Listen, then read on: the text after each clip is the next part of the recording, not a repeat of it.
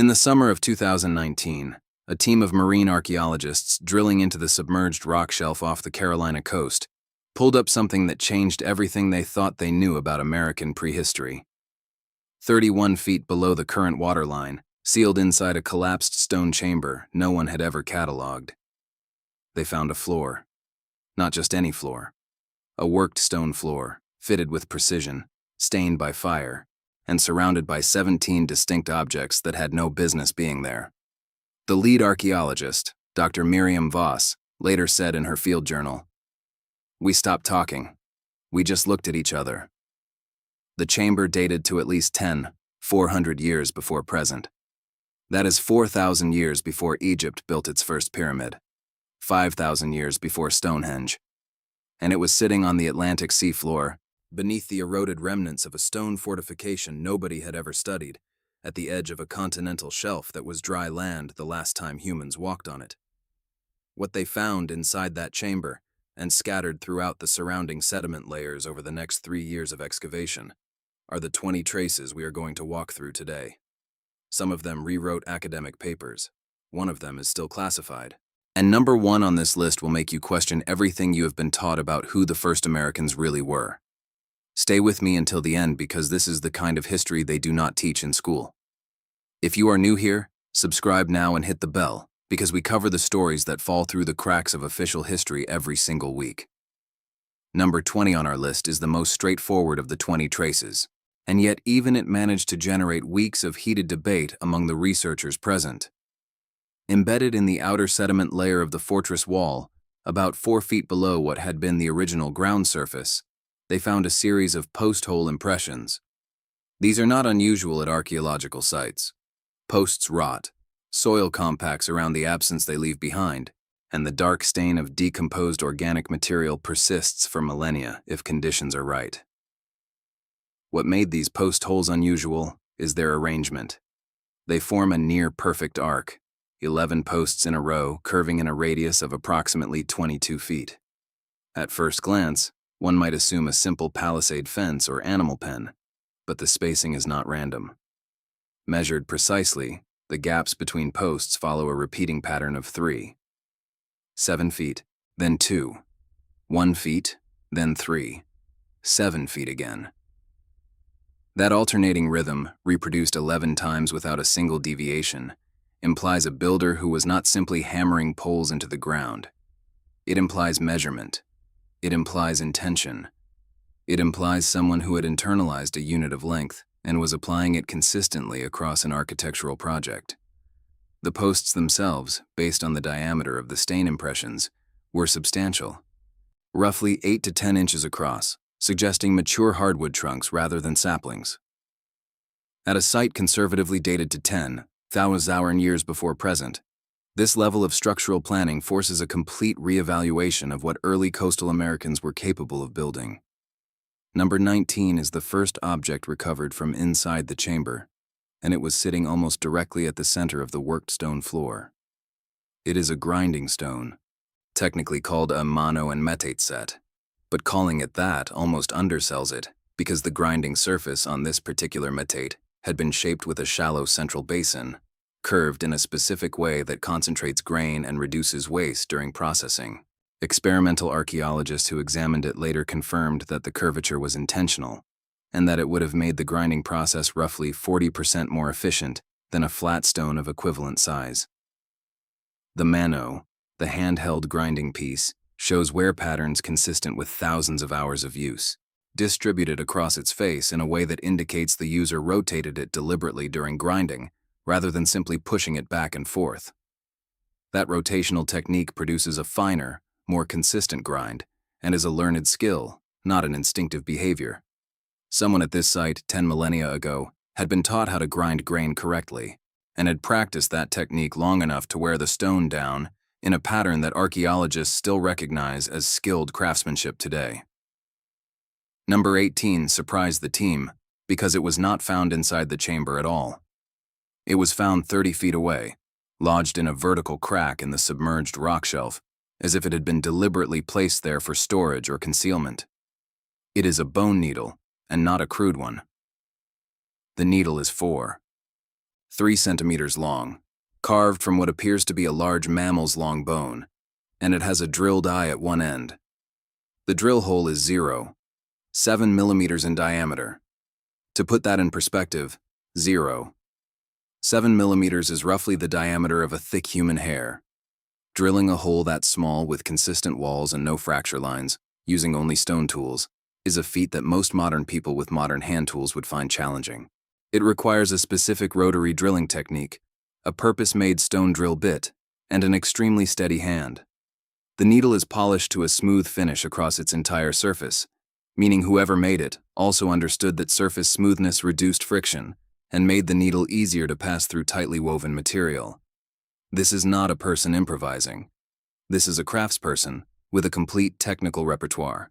If you are finding this as fascinating as I am, leave a comment right now telling me which trace has shocked you the most so far. Number 17 takes us out of the realm of tools and into something that is harder to categorize.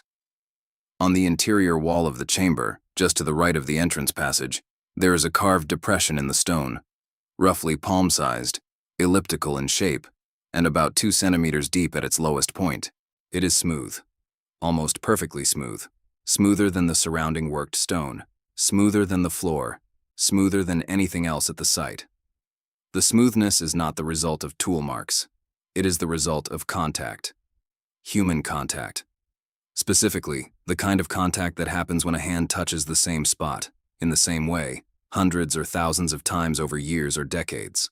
The position of this depression is exactly where a right-handed person entering the chamber would naturally rest their hand while stepping over the threshold. Archaeologists call these features use-wear hollows, or sometimes touch marks, and they have been found at sacred sites across the ancient world. At Lascaux Cave in France, at Göbekli Tepe in Turkey, at dozens of Neolithic passage tombs in Ireland. What they mean is that this place was visited repeatedly, deliberately, and that the act of entering it was accompanied by a physical gesture so habitual that it wore a hollow in solid stone. Someone touched this wall the same way every time they came in, for years, maybe for generations. Number 16 is a fragment of woven material, and it is almost unbelievable that it survived. Organic materials do not preserve well in marine sediment. The fact that this piece of fabric, measuring roughly 8 by 11 centimeters, survived 10,000 years in a submerged environment is itself a story. Researchers believe the airtight collapse of the chamber sealed it against oxygenating currents that would have accelerated decay. What they recovered is a fragment woven in a plain weave pattern from plant fibers that preliminary analysis suggests may be a sedge or bulrush species, both of which grow in coastal wetlands. The weave is tight and even, 43 threads per centimeter in the warp direction. For comparison, standard modern burlap runs about 10 threads per centimeter. 43 threads per centimeter is not primitive. It is, in fact, denser than some grades of commercial linen produced today.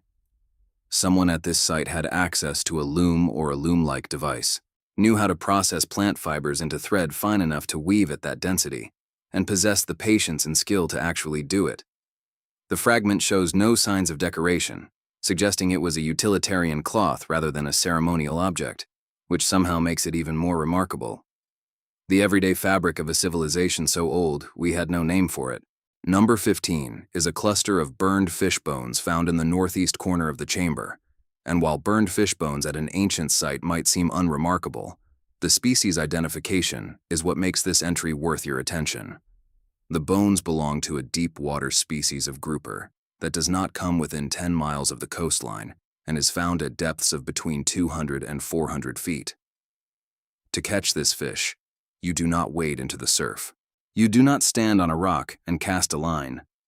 You go to sea in a boat capable of reaching deep water, and you fish with gear capable of reaching depths that recreational fishing today rarely attempts without specialized equipment.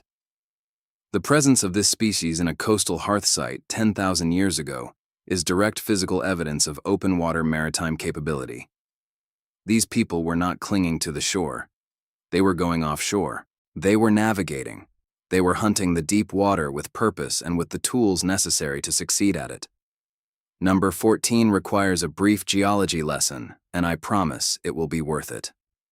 During the excavation of the chamber floor, researchers noticed that one section of the stone pavement had been replaced.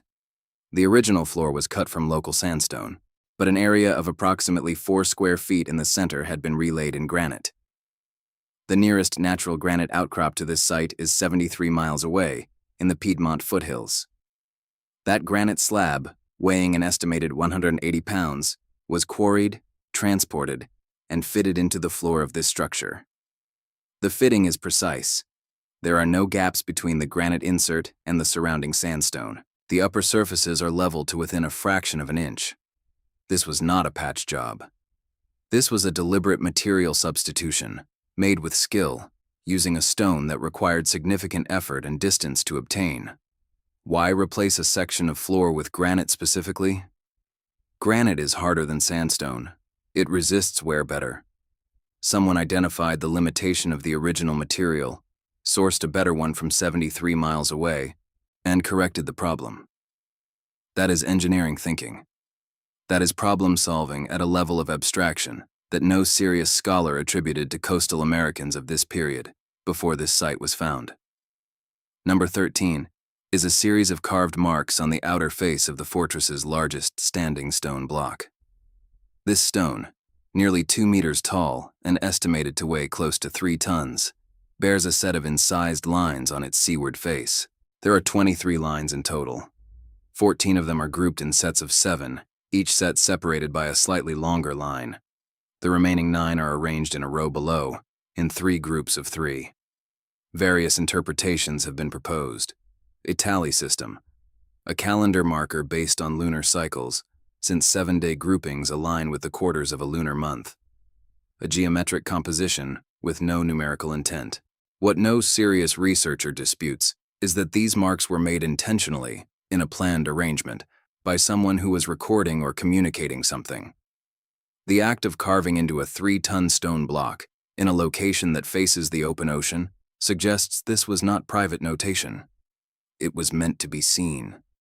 By whom? By people arriving from the sea. At a coastal fortress, 10,000 years ago, someone stood a message up to face the water.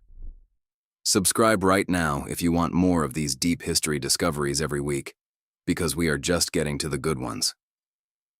Number 12 is a red ochre deposit found pressed into a shallow groove carved along the base of the interior chamber wall, running its full perimeter. Red ochre, a naturally occurring iron oxide pigment, has been used by human beings for symbolic and ritual purposes for at least 300,000 years. Its presence at this site is not surprising. What is notable is the application method. The groove is approximately 1 centimeter wide and half a centimeter deep, cut cleanly into the stone with a consistent profile suggesting a specific tool was used to carve it. The ochre fills this groove completely and nowhere else. It was not painted broadly on the wall. It was loaded specifically into this prepared channel. The result, when the chamber was in use, would have been a continuous red line running around the entire room at floor level, like a painted threshold between the floor and the wall. In many ancient traditions worldwide, red ochre lines at thresholds mark the boundary between the ordinary world and a sacred or protected space. Whether or not this specific application carried that meaning, it reveals a sophisticated symbolic vocabulary and the capacity to execute that symbolism with technical precision. Number 11 is where the site begins to become genuinely difficult to explain within existing frameworks. It is a polished copper pendant, roughly oval, 3.1 centimeters at its longest dimension, with a drilled suspension hole near the top. Copper itself is not impossible at this date and location. The Great Lakes region of North America has a well-documented tradition of cold-hammered copper use, stretching back at least 8,000 years, sometimes called the Old Copper Complex. But this pendant was found on the Atlantic coast, and its isotopic signature does not match Great Lakes copper sources. The nearest copper source that matches its chemical profile is in the Appalachian region of what is now western North Carolina. That is several hundred miles inland from this coastal site. Someone transported raw copper from a mountain source, worked it to a polished finish, shaped it into a pendant with a precisely drilled suspension hole, and carried it to a fortified coastal site on the Atlantic shore. That object represents a supply chain, It represents trade or travel over hundreds of miles. It represents a world that was connected in ways academic consensus had not previously imagined for this period. Number 10 is a series of post holes of a different kind from those we discussed at number 20. These are not structural. They are too small, too shallow, and too closely spaced to have supported any kind of wall or roof. They form a tight oval, approximately 6 feet by 4 feet, and they were found inside the chamber. 11 holes, each about 4 inches in diameter and 6 inches deep. One interpretation, proposed by 2 separate researchers working independently, is that these represent a loom frame, an upright loom constructed inside the chamber, used for textile production, disassembled and removed when the site was abandoned. The spacing and arrangement are consistent with a simple vertical loom design, and the presence of the fine weave textile fragment recovered elsewhere at the site makes this interpretation particularly compelling. If correct, this chamber was not only a storage space, not only a ceremonial room, not only a place of symbolic significance. It was also a workshop, a place where skilled production happened, protected from the elements, inside a stone structure at the edge of the Atlantic. Number 9 is a small ceramic fragment, and it is the most controversial item on this list among working archaeologists because its very existence at this site challenges one of the most firmly held chronological assumptions in American prehistory. The fragment is 8 centimeters across, curved, with a wall thickness of 6 millimeters. The clay matrix contains temper material, crushed shell mixed into the clay before firing to reduce cracking, which is a deliberate technological choice requiring knowledge of ceramic behavior. The exterior surface shows a faint impressed texture, produced by pressing a woven or knotted cord into the wet clay before firing.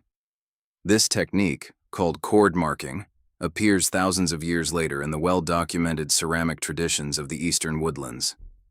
The thermoluminescence date on this fragment returned 200 years before present, plus or minus 300 years. If accurate, this pushes the beginning of ceramic technology in the Americas back by at least 3,000 years from the currently accepted date. The fragment has been tested by 3 independent laboratories. All 3 returned similar dates. The debate is not over the date. The debate is over what the date means. Leave a comment telling me what you think this changes about American history. Number 8 is a faunal assemblage that tells a story all by itself. In the sediment immediately surrounding the chamber, researchers recovered bones from at least 11 distinct animal species: white-tailed deer, black bear, wild turkey, 3 species of migratory waterfowl, 2 species of marine fish, freshwater mussels, land tortoise, and a large canid that does not match the skeletal profile of any known wolf subspecies or early domestic dog population from this period. 11 species from 3 completely different ecological zones: terrestrial forest, freshwater wetland, and open ocean, all represented in a single domestic assemblage. This is not the refuse of a foraging band eating whatever they could find. This is the larder of a community with diversified, specialized subsistence strategies. People who hunted the forest, fished the coast, harvested the wetlands, and maintained some kind of relationship with a canid that was neither clearly wild nor clearly domesticated. A community, in other words, with a division of labor, specialized skills across multiple resource environments, and a stable enough base of operations to accumulate and store that variety. Number 7 is the most precise object recovered from the entire site. It is a small disc of bone, 2 centimeters in diameter, with 16 holes drilled around its perimeter at regular intervals. The holes are evenly spaced to within 0.3 millimeters of each other. 16 holes, equally distributed around a 2 centimeter circumference, means each hole is placed approximately 3 millimeters from its neighbors. Maintaining that precision across 16 repetitions, using a stone drill, without calipers, without a printed template, implies either extraordinary skill and patience, or the use of a physical jig or template to guide the drilling. The function of this disc is unknown. It could be decorative. It could be a game piece. Several researchers have proposed it may be a component of a rotary device of some kind, a spindle whorl perhaps. though its geometry is not ideal for that purpose. What it is, regardless of function, is evidence of a craftsperson who cared about precision to a degree that goes far beyond what any task strictly requires. This person was not just making things. They were making things correctly. That distinction, the desire not just to accomplish a task but to accomplish it well, is one of the defining markers of complex culture. Tell me in the comments, have you ever seen anything like this described anywhere else in American prehistory? Number 6 is a set of 3 stones that do not belong there, not just in the cultural sense but in the geological sense. They are river cobbles, smooth worn by water, which is not unusual in itself, except that there is no river within 40 miles of this site that produces cobbles of this size and composition. The mineral content of these stones was analyzed and traced to a river system in what is now southern Virginia, approximately 380 miles to the north-northeast.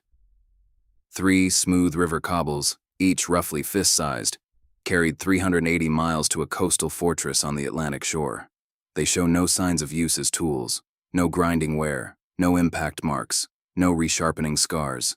They were simply present, in the chamber, in a deliberate grouping. Objects of no practical utility, transported from hundreds of miles away. Keepsakes, perhaps, talismans. Objects that carried meaning because of where they came from. The impulse to carry something beautiful or significant across long distances, for reasons that have nothing to do with survival, is one of the traits archaeologists use to identify fully modern human behavior. It was present here, in force, 10,000 years ago on the Atlantic coast. Number 5 brings us to something found not inside the fortress, but beneath it, in a sediment layer that predates the fortress's construction by at least 800 years. It is a hearth, a formal one, not a simple burned patch, but a deliberately constructed fire feature with a ring of fitted stones, a layer of intentionally placed flat stones as a base, and evidence of repeated use over what dendrochronologists estimate was at least 150 years of periodic burning. The hearth was in use for 150 years before the fortress was built above it. This is not a campsite. This is a location, a place that people return to again and again, across generations, long enough to establish a structured fireplace that survived intact for centuries before being incorporated into a larger architectural project. The curation of fire in a fixed, maintained location, over multiple generations, implies a community with territorial continuity, with memory of place, with the kind of deep attachment to a specific geography that we associate with settled or semi-settled living. These were not wanderers passing through. This coast was theirs, and had been theirs, for a very long time before anyone built the first wall of that fortress.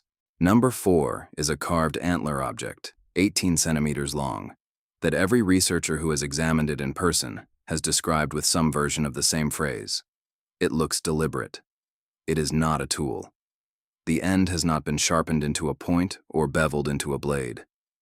It has been carved into a stylized, elongated form that terminates in a blunt, rounded tip, with 2 shallow grooves cut parallel to each other near the base, and a series of finely incised cross-hatched lines covering the upper third of its surface.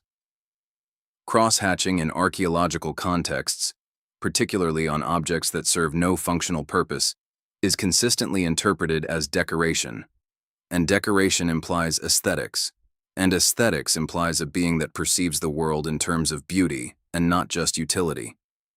The cross-hatching on this antler is regular, fine, and covers approximately 40 square centimeters of curved surface. It was produced by someone with a controlled hand, a steady cutting tool, and a vision of what the finished surface should look like before they began. Art. 10,000 years old. On the Atlantic coast, in a place that conventional history insisted was empty. Number 3 is a discovery that was kept out of the initial published reports for 2 years, while researchers and federal agencies debated how to handle it. Beneath the floor of the chamber, in a deliberately excavated subfloor pit, they found human remains. Partial remains. 3 long bones, a fragment of cranium, and 11 small bones consistent with the bones of a human hand. The bones were stained with red ochre. They had been placed in the pit in a non-random arrangement, with the long bones parallel and the hand bones gathered at one end. This is a burial. A formal, intentional, ochre-stained burial, placed beneath the floor of a structure that was subsequently built over it. Deliberately buried beneath a building is a practice found across ancient cultures on multiple continents, and it carries enormous implications. It means this death was significant enough to mark with ritual. It means this place was significant enough to use as a burial location. It means the people who built this fortress were performing acts of intentional commemoration, connecting their built environment to their dead, in a practice that is, by any reasonable definition, religious, or, at the very least, ceremonial. The date on the burial is 600 years before present. It is among the oldest formal burials ever found in the Americas. Number 2 is a series of geometric marks cut into the floor of the chamber with a precision that sets it apart from every other carved element at the site. There are 4 marks in total. Each is a circle, cut to a depth of approximately 4 millimeters with a consistent width, suggesting a single specialized tool was used throughout.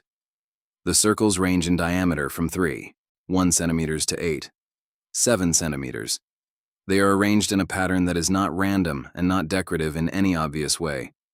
The 2 largest circles are positioned at either end of a line that runs almost exactly east-west across the chamber floor. The 2 smaller circles are positioned at equal distances from the center of that line, one slightly north, one slightly south. Researchers have proposed multiple interpretations: a map, an astronomical marker, with circle positions corresponding to specific celestial events at this latitude during this period, a game or counting system. The east-west orientation of the primary axis is difficult to dismiss as accidental, given the precision with which the marks were cut and their spatial relationship to each other and to the chamber's architecture. If these marks encode directional or astronomical information, they represent abstract spatial thinking of a kind that we have not previously attributed to Atlantic coastal peoples of this antiquity. This alone would be enough to rewrite textbooks, but it is not number 1. Number 1 on our list is the trace that the lead researcher described as the find of my career and possibly the most important archaeological discovery in North American history.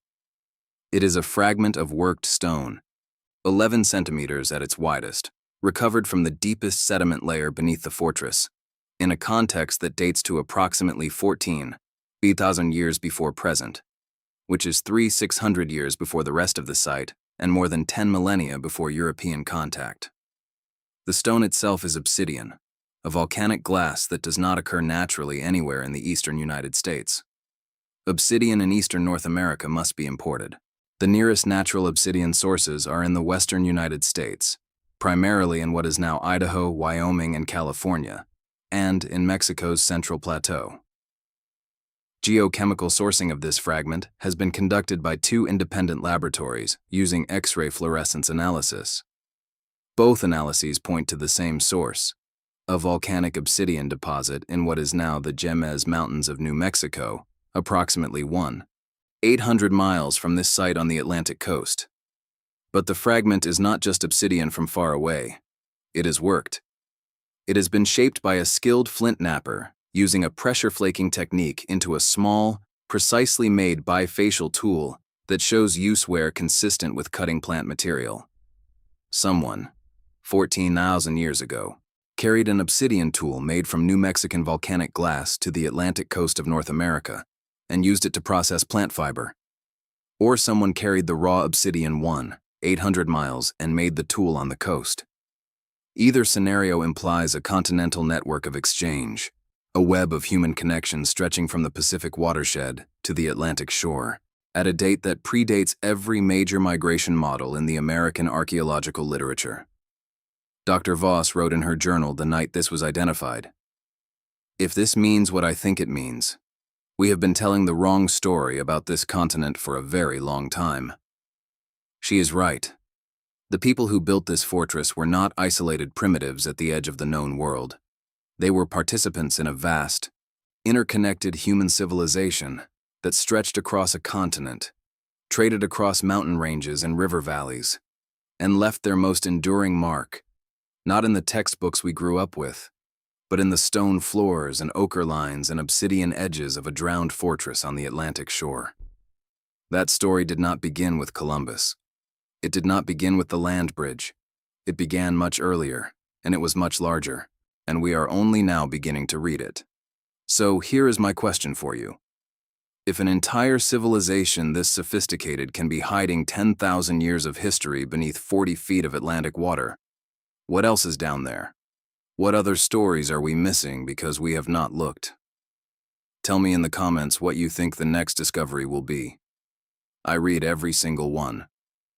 And if this video opened your eyes to an America that history forgot, share it with someone who needs to see it, because these stories only survive if we keep telling them.